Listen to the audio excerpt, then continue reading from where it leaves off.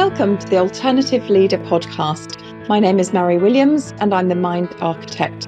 I'm also founder of the Alternative Lead Academy and author of It Begins With You. This podcast is dedicated to inspiring the leaders of today to lead with intention, both in their personal and their professional lives. My guests from across the world share their challenges, their knowledge and their experiences so that we can learn from these powerful insights to help us lead with strength, determination and compassion.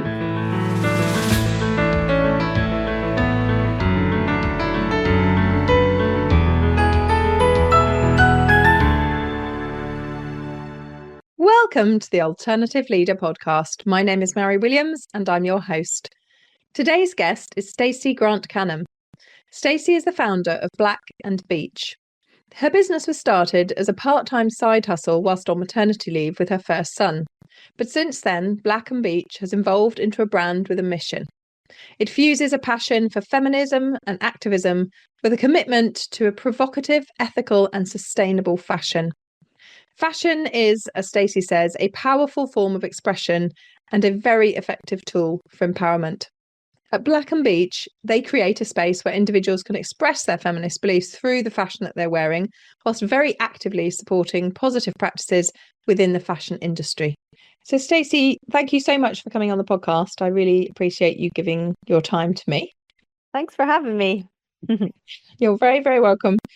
And you went through a really big event in your childhood, and it really interested me that event, which is sort of not business linked in some respects at all, but you said it really affects the way that you run your business now and the way that you think about being the boss, as you called it. So do you mind sort of sharing with us a little bit about that event? Yeah, I think actually it's come really into my awareness a lot more in the last sort of 6 months, as my business has been growing and my team has been growing and how I sort of lead.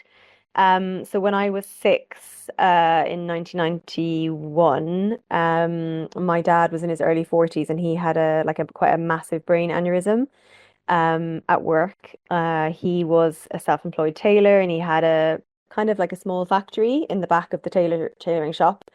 That was sort of his career, his whole adult life, and he had come from a long, like there was a few generations before him of tailors, I think 3 generations. So his mum was part owner of a clothing factory in Limerick in the kind of 1950s. But yeah, I was with my mother in town and she rang his shop to see if he wanted a sandwich brought down for his lunch. And someone answered and was like, Roy's gone to hospital, you need to come down, etc. So basically that meant that my dad, he nearly died. He was in a coma. They asked they asked my mum if she would donate his organs if he did die. And then, he eventually sort of woke up after having brain surgery and stuff and didn't really know who we were, didn't know who he was, as in his whole, like he didn't know that he smoked until someone offered him a cigarette. He didn't know that he took sugar in his tea. He didn't know, I think he knew who my sister was, but he didn't know who the rest of us were. And then he basically became a disabled person and my mum became his carer. And so like that was a huge kind of financial shift. So I don't really know financially like what the family position was. I would say we were a very average Irish family in the kind of 80s and stuff. But yeah, we went sort of from that to being what Brits would say is like on benefits. So we on social welfare. I don't think my dad had any kind of safety net in his business financially. So my mum basically was just like, shit, what am I going to do now? So she cleaned people's houses and things like that to bring in some extra cash. So the context for me of business is sort of terrifying. I associate it with like huge risk, huge vulnerability, health, but also like your dependence. You're not reliable in terms of like financially, you can't provide for your family because it can all be taken away. So there's a lot of a lot of stuff in there. And so I was the only person in my family to, like, out of the children to go to university, and I went to art college, and I studied fashion, and I was really clear about what I wanted to do and really passionate about it. Um, and I would have been like on a grant and a hardship fund and stuff. I lived at home throughout uni. I was really lucky that the best course in Ireland to do fashion was in Limerick, where I was from, so I was Mm. able to do that. And that was I was really fortunate. But then you also miss out on the deeper Mm. bonds and the deeper connections and friendships you make living with people. So, but I lived Mm. at home, and then but yeah, my whole mindset was about like safety and security, and I became a lecturer after I finished my master's because of that. I think that was definitely like a driving force of this job represents safety, security, and Mm. reliability and stuff. And also, I think it's really difficult to get a job as a creative and as a designer as a working class kid. In the Yeah. sense that I didn't have unlimited funds to stay in London and try to, Mm. take on internships that might lead to something. It was kind of post the kind of 2008 crash. It was 2010. So, but yeah, I hope that gives some Mm. context before I Mm. go off on one. No, I mean, I think it's absolutely fascinating. And it does show, doesn't it, how precarious business is. And I think Mm, sometimes people are looking from the outside in, sort of think, oh, you get to have your own hours and do what you want. And, but they don't understand that vulnerability. I definitely sort of feel that vulnerability myself. And I think one of the things that really interested me, sort of reading your story before we come on contact to what the business is about and what it means for you is, you said that you started this business as a side hustle on maternity leave. And I just thought, who has time to start business mm. as a side hustle? So kind of what did then lead you out of that kind of academic career to suddenly go, I'm just going to start a business? I mean, if it was filled with fear and all of this kind of vulnerability, what happened? Yeah, there's a few layers to this. This is a bit of an onion. So I had Clement, my eldest, in 2016. He was born in, I was going to say October, but that's not true. He was born in February, but it was around September, October that I started doing the Mm. business stuff. I think, Mm. I think being, so I was always fractional as a lecturer, but I would always pick up other hours, so it kind of would work out to be full time, but it wasn't, again, the security that Mm. I thought was there wasn't really there. Mm. And that's a whole other podcast. But anyway, I actually really enjoyed my maternity leave, and I do feel really lucky because I was really worried that I'd have postnatal depression and that I would Mm. be miserable and stuff. And actually, it wasn't so bad because I met a couple of women who I am still friends with, and they got me through, I think. Mm. But I also think stepping away from the lecturing just it just wasn't there to take up my time. I had a lot of creativity and a lot of creative Mm. thinking, and had loads of ideas for businesses. Like I was thinking about doing a gender neutral clothing brand for kids, and I was thinking about doing really cool baby slings and all of this kind of stuff. But I was also just, why would you do that? You're absolutely mad. Um, I'd have this constant like discourse. And my husband at the time, yeah, he was still, so he had started a not-for-profit social enterprise that he was working in and running with a friend. And I think he loved Mm. the enjoyment of starting a business. Um, Mm. and he always talked about it as like quite fun, and also felt like it was such a privilege to like give pay people basically to be an employer and put money in people's pockets and have a social enterprise that was self-sustaining and not reliant on grants and stuff. So he was doing like really cool stuff with that, but he was also really busy with a maths degree that he was doing in the evenings. And so I was kind of bored. Um, and then I started developing these necklaces, literally saw them in another iteration on my friends and was like, this is a great tool and idea, but I hate how they Mm. look. And I thought I could improve on the aesthetics, which I think I did. Um, but then that was really not like a scalable thing, and it was very Mm. handcrafted. And I think that's one of the most difficult businesses to be in because you've got to be able to make things, well, from a fashion and a Yeah. design background, you've got to be able to make enough stuff to get a decent price and stuff. And Yeah. so I was doing that, and then 2017 happened, and we had like the Trump presidency. Repeal the Eighth in Ireland, which was the movement for reproductive rights, was kind of really Mm. taken off. Brexit happened, and I was just really politicized by being a mother. I Yeah. it kind of radicalized me. And I came up with a slogan, and then I developed this t-shirt, and we gave money to an abortion fund from the sales of this t-shirt. And I think that was the real start in a way. That was the kind of like, oh, this Mm. is my, without sounding really corny, it's the purpose element of it, like ticked more of my Yeah. boxes. Um, and like initially I was screen printing the t-shirts myself, and I'm trying to think what I did with Clem when I was doing that. I think like I remember bringing him in the pram once to the screen printing thing and being like, this isn't going to work. But I think I possibly would do it in the evenings when my husband was home. I can't fully remember. I was kind of delirious.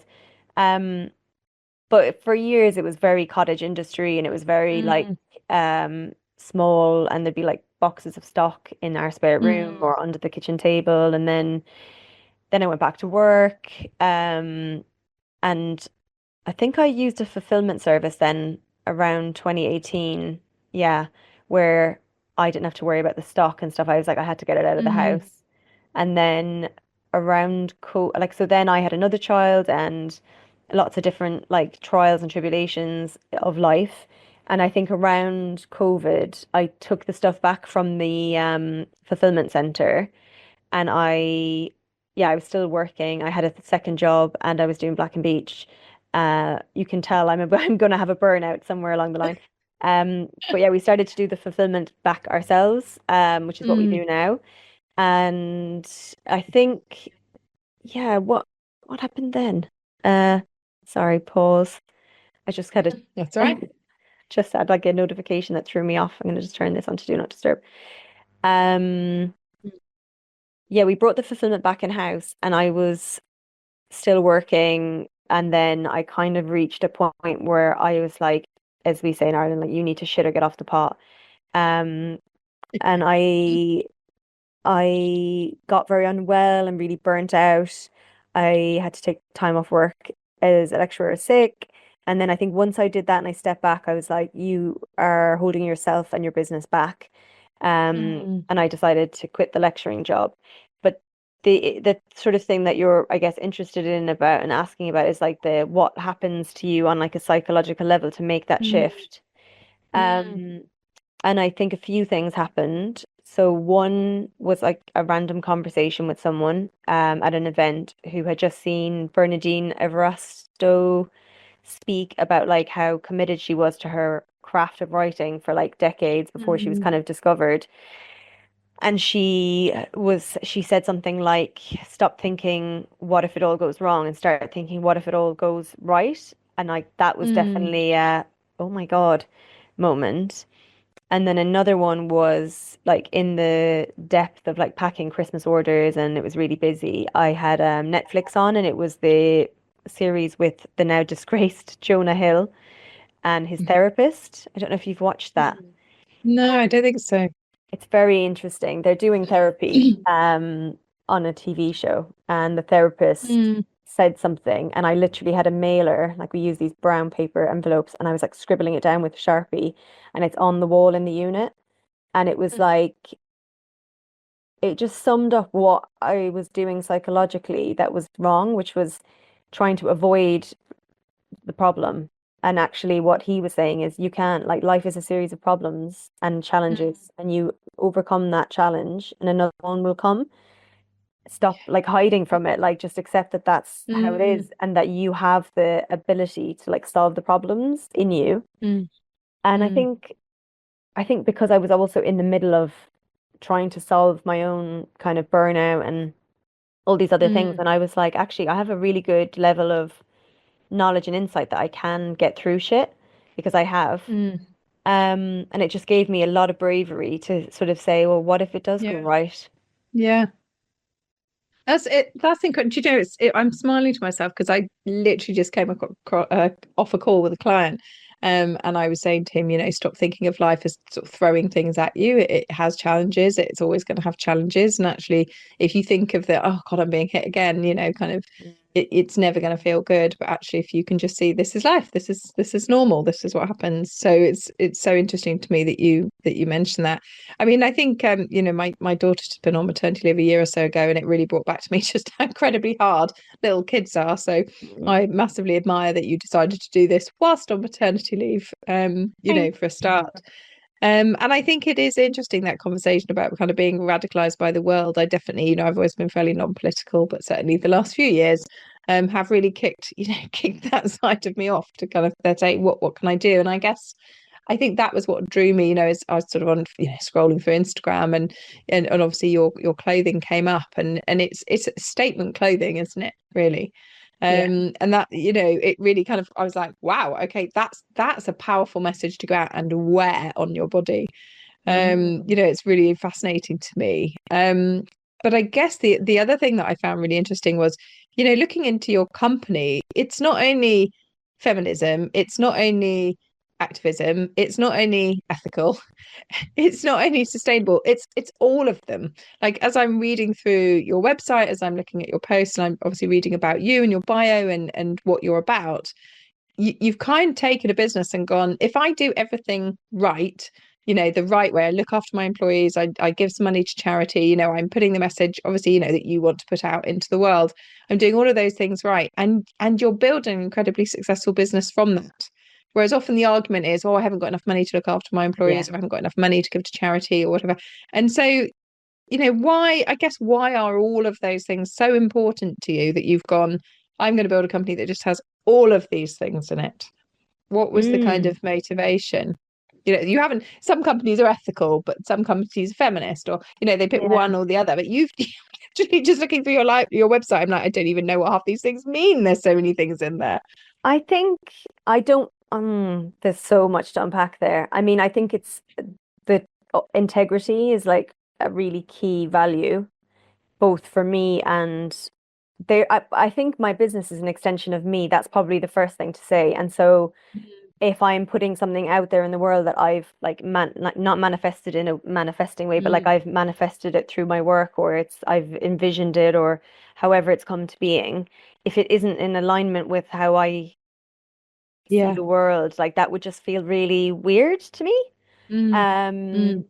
Not saying it's not some, like I joked the other day about, oh, this high street needs a butcher's, and I feel like I could start a butcher's. But I think it would be like a really nice premium one with good animal welfare and stuff. But yeah, I think it's about living. I feel very lucky that I get to combine my interests, which are fashion and feminism. And I think I was always quite a feminist as a student, and quite like I put on a production of the Vagina Monologues when I started in that art college in Limerick, and that was like a really big deal at the time because our college was a former Magdalen laundry. So the building, so the actual Vagina Monologues took place in the church gallery, which would have been the altar to the church of this like incarcerated kind of institution. And I think, yeah, I'm like, that's something I'm really proud of. But I also think that you can't call your business feminist if you're exploiting people in the supply chain. And I think I was really annoyed with, I think with Trump the first time round, the Women's March did create like a surge of like feminist discourse, but also imagery and a trend. And then there was all these just trash t-shirts in H&M and whatever else. And I was like, how can they put this on it's like feminism at the end. And I always say that we start with a feminist beginning, and we think about like, how do we embed it into all the touch points with our suppliers and like, just even like, I don't want to put crap out in the world. So like if we're making something, we will spend ages developing it and getting it to be just right, But it's interesting timing because I'm doing so much thinking about our values and my values and how we live them in the business, and we're doing a lot of that at the moment. So, but yeah. It is fascinating, and I liked sort of as I was, because I do worry about where my clothes come Yeah. from. I really do. And my 20-year-old is very on top of it, and she'll say things like, don't buy from Shein, Mm. don't buy from, to and to all of the kids and her friends. And sometimes I message her and go, I quite like this thing I've seen on a website. Is it okay? Because I know that Yeah. she's completely up to date on, what to buy. And I bought my son a couple of t-shirts at Christmas, and he said, oh, they're both quite expensive. They were like 20 something pounds each. And I said, yeah, but they're really ethical. And actually they come with a QR code that you can scan the QR code and return them, Yeah, like nice. when they're, and all this sort of stuff. And I think, for me, I'd much rather have less clothing and know that some Yeah. poor child or somebody hasn't been taken advantage of. And I think it was on your Instagram as well. I saw, this kind of, I think it was the Shein factory floor, Oh my God, people just yeah. asleep on the floor, and it just breaks my heart, to be honest. And so I, like you, I don't want to wear that stuff, and I don't want to go to sleep Yeah. knowing I've added to that. And I think it's very easy to do that. But yeah, I think it's so interesting, and that I think the awareness that clothing is so important to us. And I guess one of the questions I had for you is thinking about clothing as an expression, and empowerment. And I know that's one of the things you kind of talk about it on your website, is when did you notice that the clothing that you were wearing made you feel different, or had a message, or what age do you think you were when you suddenly thought, I'm aware of what I'm wearing? Yeah, that's really interesting. No one's asked me that before. I think when you said that, the first thing that popped into my head was a specific outfit as a teenager. I was kind of alternative as a teenager, so I was really into like Courtney Love and Hole, and I still am obsessed with her and would love her to wear my stuff. If anyone's got like a link to Courtney. But there was a vintage shop before vintage shops were a thing in our hometown called The Edge, Mm. and I bought a green and black kilt skirt, like a Mm. checkered kilt. And I remember wearing that with like big black boots, tights, and a black polo neck. And I still would wear that outfit. Like I thought that was so cool. Um, but yeah, and I remember, yeah, I definitely was not a mainstream kid, and like I had my group and we would all dress a bit alternative. But I used to also be really into like they would do more goth makeup, but I'd do like really bright, like colorful eye makeup or colorful Mm. hair. I was kind of more interested in just something unique. Yeah. And I used to buy kids' clothes and like customize these kitsch Mm. like Barbie t-shirts and stuff. So I think that was probably the first time. And then I used to make clothes as well. And I went through a phase of making these corsets that I would wear out to nightclubs when I was 15, which is like really naughty. But I was, yeah, what a time to be alive. So I used to make corsets, and then I would like make clothes to wear, and made some like we do a Debs in Ireland, like a prom. I made my Mm. dress for that, and I made the outfit that I wore for my art college interview and stuff. So I think that like, Mm. and in a way, I feel really lucky now when I was posting about that Sheen thing to understand garment construction and what's involved in conceiving of a Mm. garment and then bringing it to fruition. Mm. Like pattern cutting and sewing and making. And that's one of the things I really wish I had more time for. And I hired a design assistant at the end of last year, and I was saying to her, oh, I really want us to like just spend a week playing Mm. with like on the stand and draping and stuff. And I like it, we will get there, but um I think there's like a myth that people like, you hear brands and they're like our handmade clothing, and all clothing is Yeah. handmade. Like, yeah, Mm. sure, there might be a buttonhole machine or like a machine that does a little Mm. bit, but ultimately it's generally Mm. people. Um, Yeah. and I think we've become so disconnected from that about, and that's what, just like what we were Mm. saying about food, you know, Mm. I think of Shein as like McDonald's, it's like the Yeah. same idea.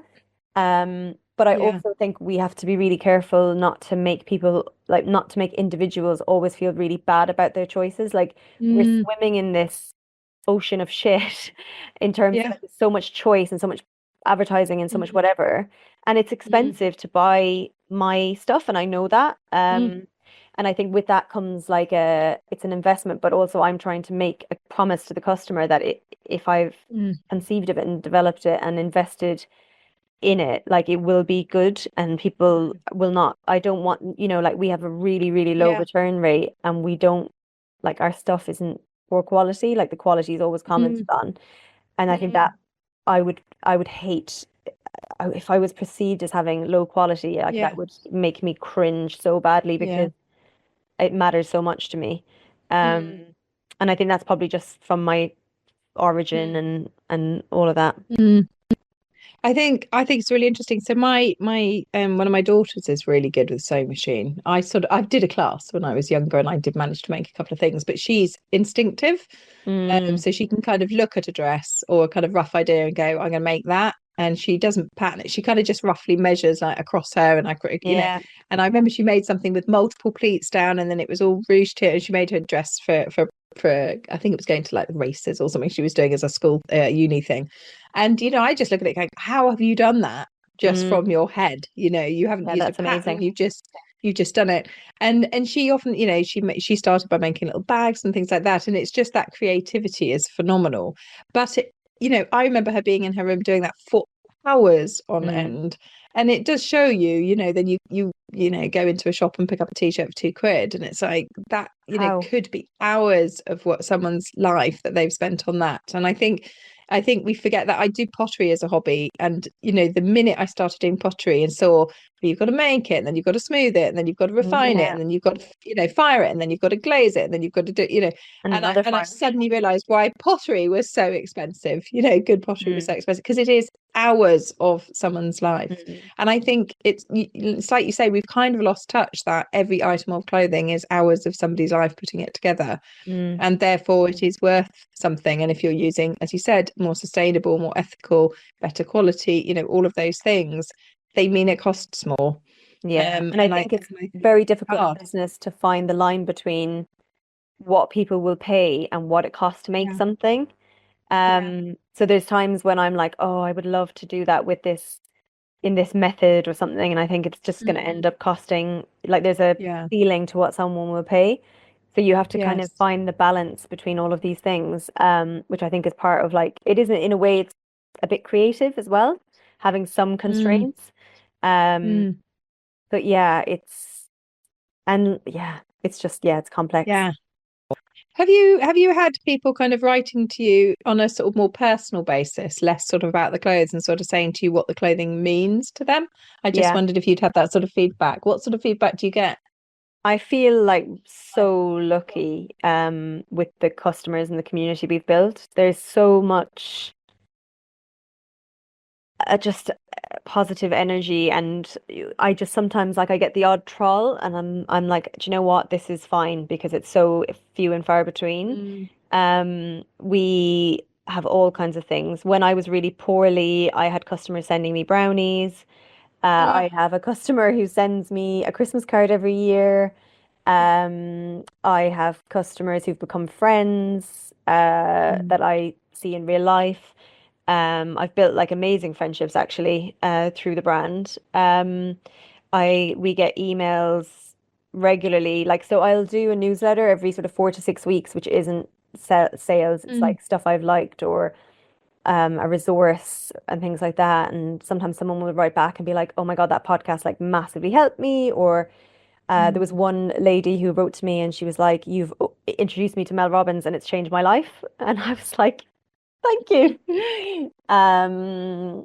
And then you get a lot of, not a lot, but we get a few people who are going through something, and particularly our necklaces, I think, are a bit of a like Mm. talisman.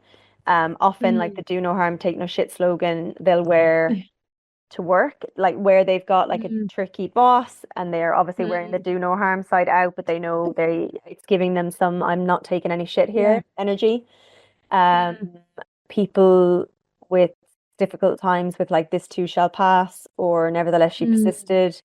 I had a lady who like, rang the bell at the end of her cancer treatment wearing Mm. one of our t-shirts. Mm.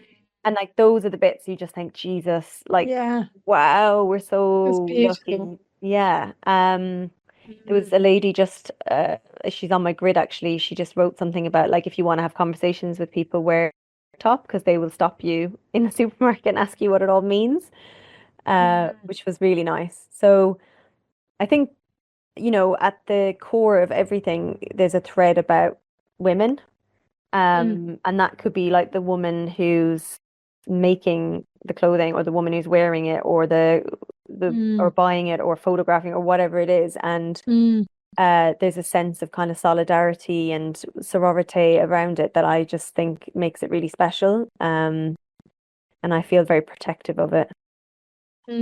I think it's beautiful. It really, like I said, it really, stood out to me. Obviously, that's why I got in contact, because I was just like, wow, this is incredible. And I think, it's lovely to hear there's that community, isn't it? You're doing something right when you've got a community behind you, really supporting everything that you do. I had just a kind of off the wall question, really, is Black and Beech, where did that come from? Yeah, I need to do a post about this. So when I started, I was doing this jewelry, like I mentioned, and they were black and wooden beads. And I rang my friend Dave, who's a graphic design lecturer. I was like, Dave, I need a name or like a logo. Can you knock me up a logo? Like that's the worst thing to ever say to a graphic designer. They charge loads of money for it, and they're like, I can't just knock you up one.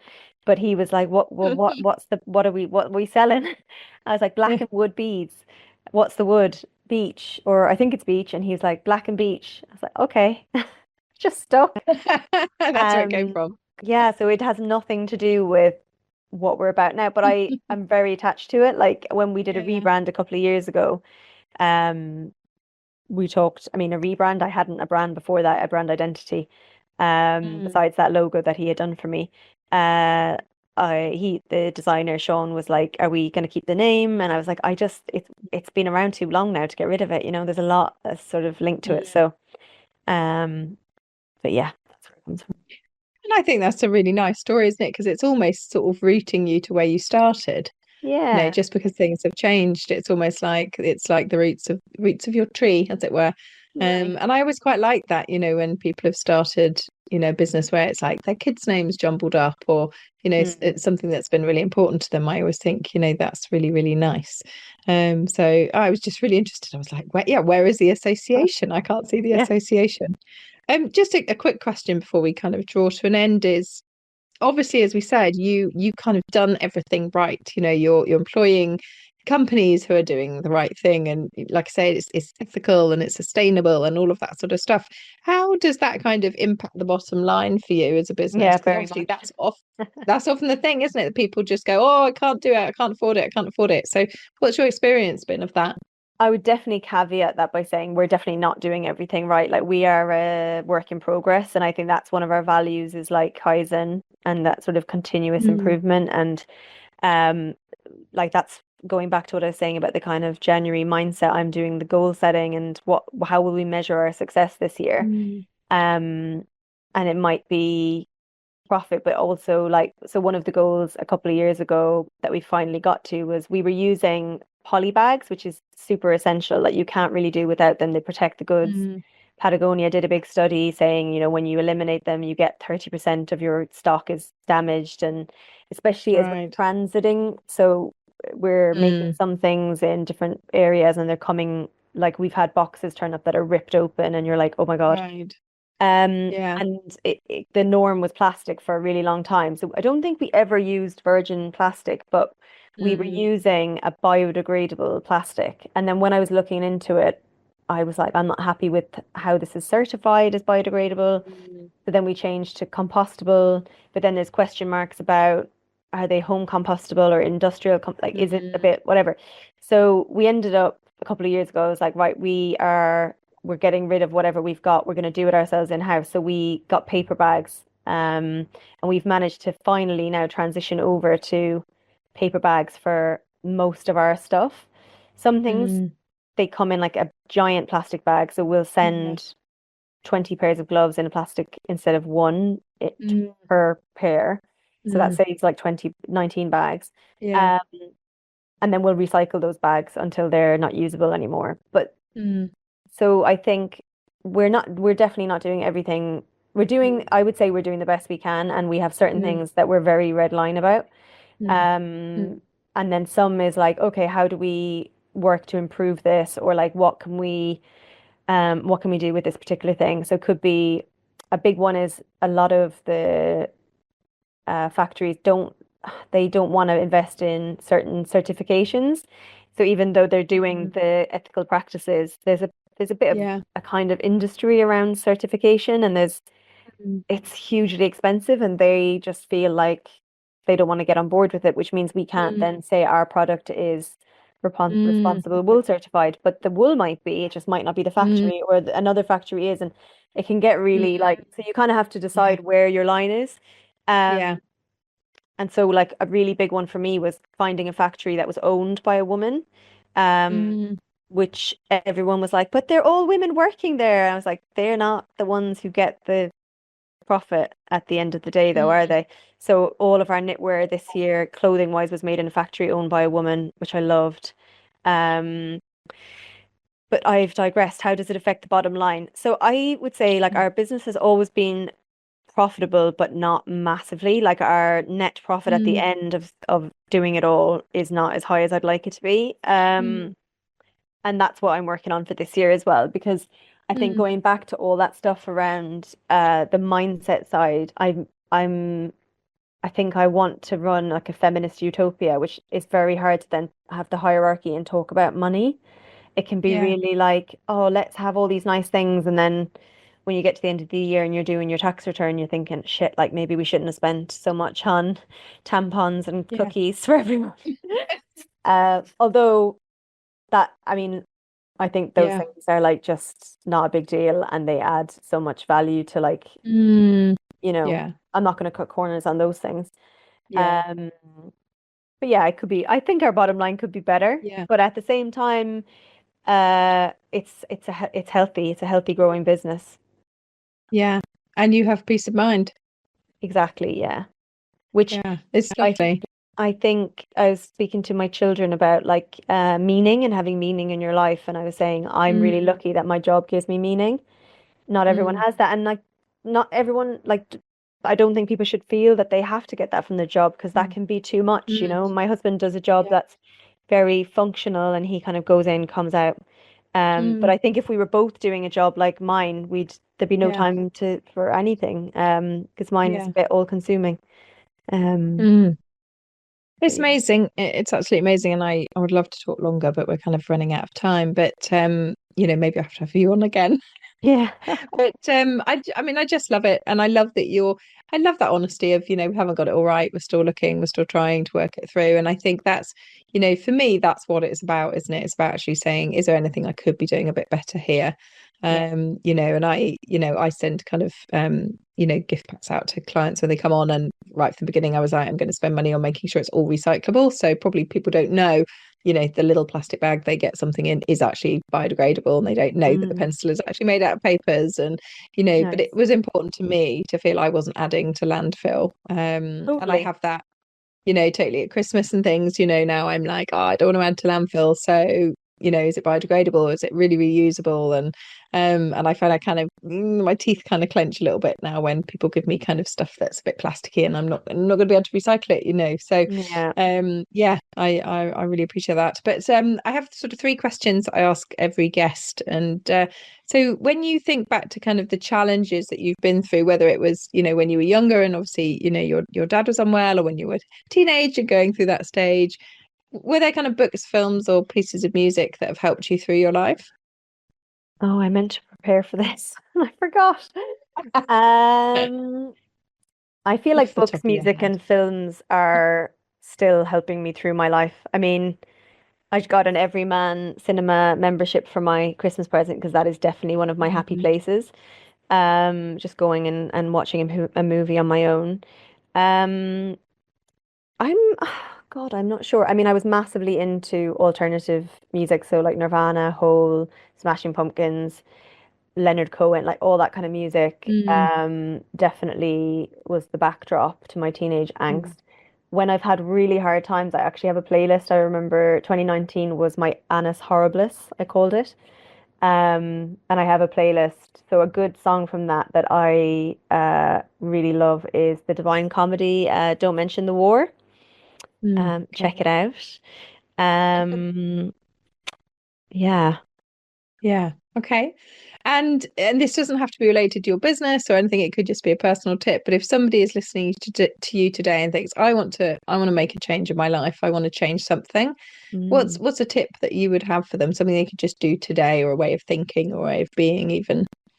Oh, that's a really good one. I think progress, not perfection, is what came up for me when you were just mentioning about your own kind of consumption habits and stuff.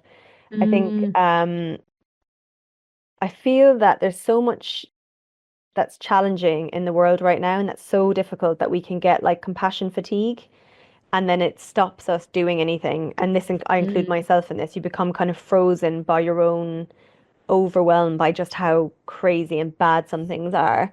And I think maybe it's about like figuring out what's really important to you. And then, like, so for me and my business, I'm really tied to abortion rights just because I mm, grew up in that as a context of yeah. illegal, it was illegal and Mm, very shameful and very kind of shrouded. And I found it like just ridiculous. So I'm mm, always like linked to that thing. And maybe it's that it's like you can't fix all of it. So what's the thing that you feel strongly about? And then what's a bit that you can do within that, whether it's fundraising mm, or highlighting or raising awareness. mm, But also I think um in a way, the kind of capitalist machine wants us all to feel very personally to blame. And as yeah. we already said, the systems are very broken. So be kind of gentle with yourself too, and kind of Mm, finding mm, a way. But the biggest shift for me was definitely what if it goes right, not yeah. what if it goes wrong. So It's lovely. maybe it's thinking, daring to like dream, Mm, as Brene Brown would mm, say, but like yeah. what could it look like? Yeah. Um, it That's might really surprise lovely. you. Yeah, that's really lovely. I like that. And the final one is I'm sort of slightly daring to ask this question. If you were standing in front of the world leaders today, what would you say to them? I feel like a lot of them, I would say, you need to retire and give a woman a job. Like, I feel like so much of what is broken in the world is patriarchal politicians or political systems. Mm, Like, I just think women are really good at collaboration. Um, mm, so that's a very simplified kind of yeah. answer, and like maybe it's a bit crass and a bit facetious and too simple, but Mm, I definitely think we need new voices. We need more mm, intersectional voices. We need people with different lived experiences to come to the table instead of the yeah. same kind of archetypical type and character. I think the climate emergency is like probably the most pressing issue, and Mm, it affects women and girls more than others. It affects women yeah. in the global majority more than others, and we don't seem to give a shit. It's Yeah. the inaction is quite terrifying. So I Yeah. think probably a bit about that. Yeah. Step down, basically. Yeah, Step down. step down, Step retire. down. Stacey, thanks so much for coming on. I've just found it an absolutely fascinating conversation. And I really, really appreciate you coming on. If people are kind of also fascinated and want to get hold of you, where do they find you? Oh, blackandbeech.com. Beech like the wood, two E's, is our website. And then you can find links to our Instagram, which is the main place I hang out. We are on TikTok, but it scares me. Mm. Too much dopamine. Don't like to open that Mm. app. Um, and sign up to our newsletter for my thoughts and recommendations as well. Okay, lovely. And obviously, we'll put all of the links and everything into the show notes so that people can find you. Again, thank you so much for joining me. Thank you. Hi, I'm Mary Williams, as you know, and thank you so much for listening to the Alternative Leader podcast. I search for guests to bring you lessons and learnings that can help move you forward in your life, help you achieve the success that you want to, in whatever way that shows up for you, to help you lead powerfully, whether that's in your own life, as your parenting, your personal, or your professional, and make you the best that you can be. If you've enjoyed the show, please rate and review it, and please share it with as many people as you think also want to move forward and gain success in their lives. If you want to find out more about me, go over to my website, which is www.mary-williams.com. That's www.mary, which is MARI-williams.com, and you'll find links to all of my social media profiles there. There's also a Facebook community that you can join, and again, all the links will be on the website too. I hope you have an absolutely fantastic day, and thank you so much for listening.